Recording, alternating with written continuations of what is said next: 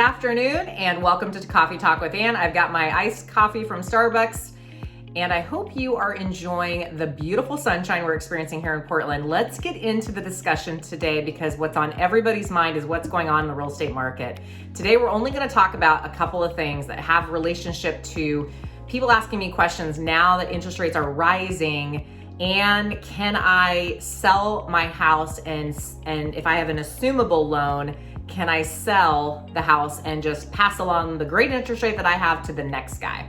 Well, first of all, no, not necessarily. Assumables in theory sound great, but there's some things to keep in mind. Number one is most assumable loans are VA loans or FHA loans. So if you have a conventional loan, you likely don't have an assumable loan. And even with FHA or VA, it doesn't necessarily mean you have assumable. In VA, yes, you likely do. But what happens with assumables is the buyer has to qualify for the loan, and keep in mind, they have to bring in the difference of down payment between what you owe on it and what you guys are agreeing to in sales price, which oftentimes is pretty large. And there's other things that they have to qualify for, and it may not be at the end of the day the best fit. So it's not necessarily what you always think. In fact, I don't know that I've seen anybody do a true assumable in my 2 decades of doing this.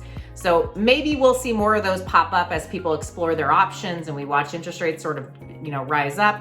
Maybe that will be an option for somebody down the road, but as of right now, it really isn't the way we all think it should be.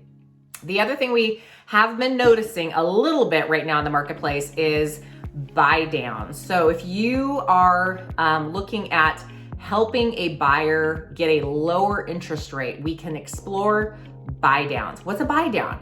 A buy down is where you're literally buying down the buyer's interest rate. So if they can't qualify at the current rates, or they're really having a challenge, or they want to buy your house, but the sales price is just getting really tough on them to afford that payment, you can offer to pay closing costs that will help them buy down the rate. The only trouble we find is that buying down a rate is very, very expensive. Just recently, I saw a buy down of upwards of $20,000, and it takes a lot of money to buy down a rate that makes any significant impact. A few $1,000s just isn't going to cut it typically, but we are starting to look at creative things out here as the interest rates are rising. At the end of the day, we are at new interest rate levels, and we have to start getting used to those. Later this month in July, the feds are going to meet again. And yes, they are talking about increasing interest rates once again. And so we're going to see this trend throughout the year.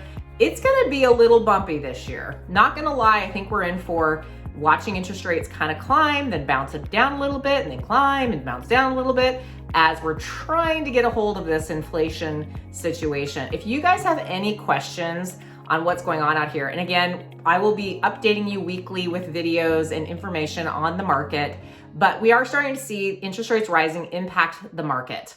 There are fewer buyers that qualify. There are fewer buyers to buy at all price points, and it is starting to take a toll a little bit on these prices that we've gotten used to being pricing houses higher. So my next video next week, be on the lookout for it. It's going to be talking about how do we price houses now in the new market. So stay tuned.